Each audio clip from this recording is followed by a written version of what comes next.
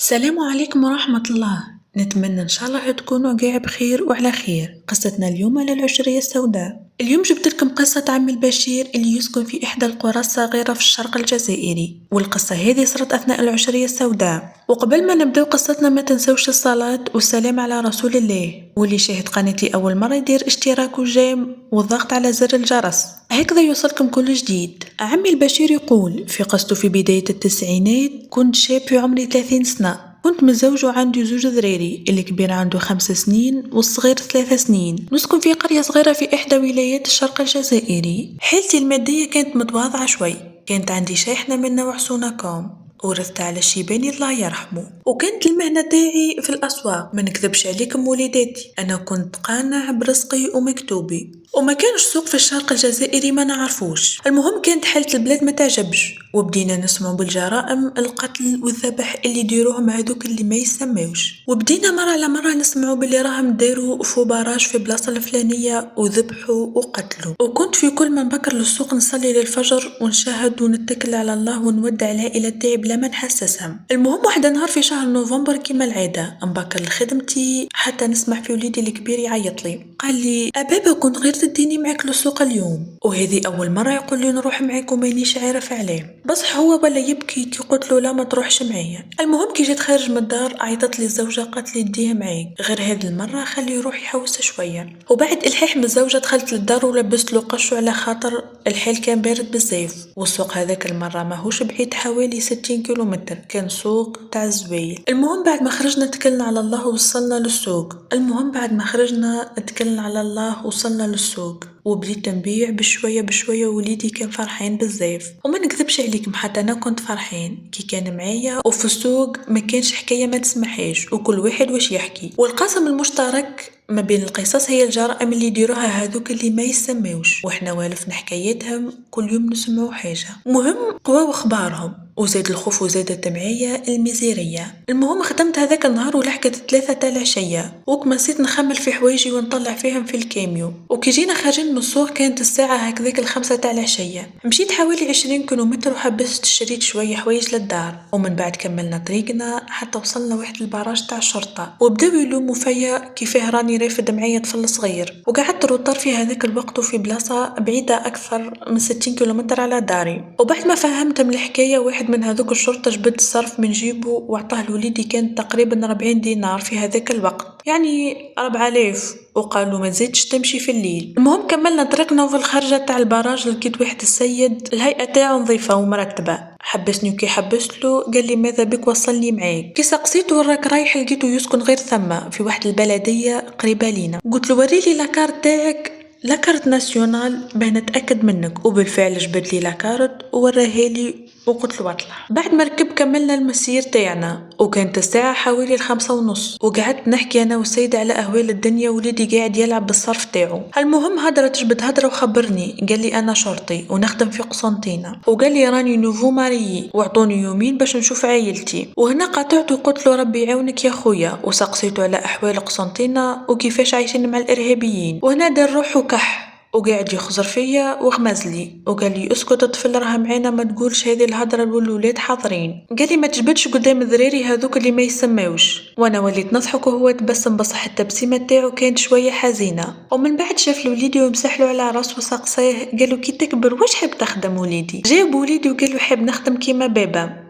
ضحكنا كامل هذه المرة. رد عليه هذاك الشرطي وقال واو هليلة لازم تخرج مهندس وتخدم لنا الطرق وتبني لنا المدارس والسبيطارات. المهم بعد ما مشينا حوالي 15 كيلومتر على البراج تاع لابوليس بدينا ندخلوا في الليفيراج والمنحدرات، ونحن هكذاك حتى انطق ليا وقال لي يا عمي البشير راك تشوف بلي الحركة ما كانش والسيركيلاسيون نقصت. وانا حتى سمعت كلامه وبدا الخوف والشك يدخل في قلبي. قلت له ما يكون غير الخير اخويا، راك عارف حالة الشتا وحالة الزمان اللي رانا عايشين فيه. المهم قعدنا ساكتين وطفل نعس ورقد على كتاف الراجل. وبعد 10 دقايق دخلنا في واحد الفيراج كبير وكان خطير بزاف. وكي زدنا الدورة الثانية صبنا الطاكسيات بزاف مقارين على جهة، وخرج لنا راجل في وسط الطريق والطريق كانوا مبلعينها بالحجر هذيك الكبير. المهم طلب منا هذا المسلح نقصوا في السرعة ونطفوا الضوء، وهنا هذاك البوليس اللي كان راكب معايا ولا يقول لي إن لله وإنا إليه راجعون. المهم درت ليه وقلت له طحنا فيهم يا خويا، الله يستر. جبد هو كواغطو وبغى يرميهم الطاقة، قلت له حبس ما تقيسهمش. مسكين دار فيا الثقة ومدهم لي. جبدت الفيستا تاع وليدي وقطعتها من جهة الظهر وحشيتهم في وسطها، ومن بعد سقسيته لا راك رافد معاك سلاح؟ قال لي لا مانيش رافد معايا. المهم مشينا واحد شوية حتى نشوفوا 3 رجال بسلاحهم، وكانت ملابسهم مختلطة ما بين ملابس الجيش والحرس البلدي واللي جندارم وحتى اللباس الأفغاني، واللحية تاعهم كانت واصلة حتى للسرة. بعد ما زايرونا وحبسونا قالوا لنا هنا هبطوا. جيت نوض وليدي قال لي خليه راقد، ومن هداونا من جهة الواد وقعدونا على ركايبنا وبدا الاستنطاق. وين تسكن؟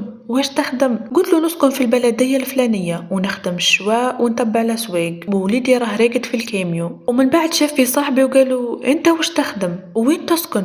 قالوا انا نسكن في البلدية الفلانية وسكت. من بعد قدم ليه الإرهابي وقالوا واش تخدم؟ قالوا نخدم قهواجي. هيا ورد عليه هذاك الدموي قال له قهواجي بكوستيم؟ قالوا يا خويا هذا كوستيم عرسي وما عنديش بزاف ملي تزوجت، وزيد ما عنديش واش نلبس. ومن بعد قال له اوقف، وبداو يفتشوا فيه وهو من الخوف والبرد بدا يرجف غير وحده. قالوا الإرهابي واش بيك ترجف؟ قالوا من البرد. وهنا الإرهابي قرب له وقعد يشوف فيه، قال له ها مال قهواجي. وهذاك الإرهابي الثاني دار لي وسقساني قال لي هذا تعرفه؟ قلت له ما نعرفوش. قلت له لقيته في الطريق يدير في السطوب انا رفدته. المهم من بعد رجع ليه وقال له اهبط على ركايبك، وما جاي هبط على ركايبه حتى ضربوا للكفا وطاح مسكين هذاك البوليسي. نوضوه 2 إرهابيين اخرين وهو معمر دم. وفي هذه اللحظة بديت نسمع صوت الشاحنات وكان قوي بزاف، واحنا قاعدين هكذاك حتى نشوفوا سينيال في بداية الفيراج. وهنا هذاك الإرهابي بدا يعيط لصحابه مخف الطاغوت راه قريب يلحق. ومن بعدها داو هذاك السيد الشرطي اللي كان معنا وداوه الواحد الحشيش تاع الديس، داوه باه يذبحوه، والبوليسي مسكين يمشي معاهم وساكت. فيها زيت راسي ونشوف هذاك المنظر يا وليداتي عمري ما ننسى. تقريبا فايت 20 جثة ما بين امرأة وراجل، ومن هول المنظر اللي شفته قلت على روحي أكرمكم الله. المهم الإرهابي هذاك وصل البوليسي للحشيش وجبت سكينة كبيرة باش يذبحوه، ومعاه بطل إرهابي باش يذبحوه. جبت صاحبي بيدو الإرهابي من جهة الخلفية تاع راسه. المهم بركوا على الأرض وبدا يعيط، ومن بعد لحقوا ليه أصحابه الآخرين وبداو بالضرب والرصاص. صاحبي يقدر يخطف سلاح للإرهابيين وقدر يتخبى في واحد الشعبة في وسط الواد، وكان قاع الرصاص اللي تيراوه جا في صاحبهم. وهنا تفكرت وليدي وقعدت ندعي ربي غير ما ينزلش من الكاميو. واحد شوية حتى نسمع واحد الإرهابي يعيط انسحاب انسحاب، وحنا هكذاك ونشوفوا في صاحبي يجري في وسط الأحراج وقدر يطلع لواحد الكدية وبدا يطير على الإرهابيين اللي كانوا لتحت. وقاعدين نسمعوا في واحد فيهم يقول خليوه هزوا سلاح وزربوه. وبعد حوالي 10 دقائق مسكيت رحت للكاميو باه نتفقد وليدي، لقيته هابط جهة البيدال تاع الكاميو وحط الفيستا تاعي على ظهره. المهم الحمد لله على سلامته. وشعلت الضوء وقعدت نكلاكسوني باش نخبر الجيش باللي الإرهابيين راهم هربوا، وانا هكذاك حتى نشوف الشعب ينوضوا في الطاكسيات وكل واحد كيفاه يدي ماري، حتى نشوف في واحد نوض اللوطو تاعو من هذاك الخوف هبط بها ديريكت للواد. قعدت نستنى حتى تخوى الطريق حتى جا صاحبي البوليسي ووجهه قايع معمر دم ومجروح من راسه من قوة الضربة. كي شفته نزلت ليه وقعدت نعنق فيه ونبكي وقلت له الحمد لله اللي ربي سخرنا هذا الشرطي اللي سلكنا من هذه المصيبة، وإلا ذركا راهم ذبحونا قاع. وقلت له الحمد لله ربي سخرنا هذا الشرطي اللي سلكنا من هذا المصيبة، وإلا ذركا راهم ذبحونا قاع كيما رانا. المهم جبت واحد القرعة تاع الماء كانت في الكاميو، غسلت له وجهه من هذاك الدم وجبت لابواط فارماسي ودرت له شوية دواء. وفي هذيك اللحظة وصل الجيش وبداو يفتشوا فينا، وحتى الشعب اللي كان هارب قاع كيما راهم حبسوهم وقعدوا يفتشوا فيهم. وفي هذه اللحظة بداو يعنقوا في هذاك البوليس ويشكروا فيه. بعدها جالنا قائد الجيش وقال لنا حكوا لنا واش صرا، وهنا البوليس جبد لاكارت تاعو قدمها للقائد.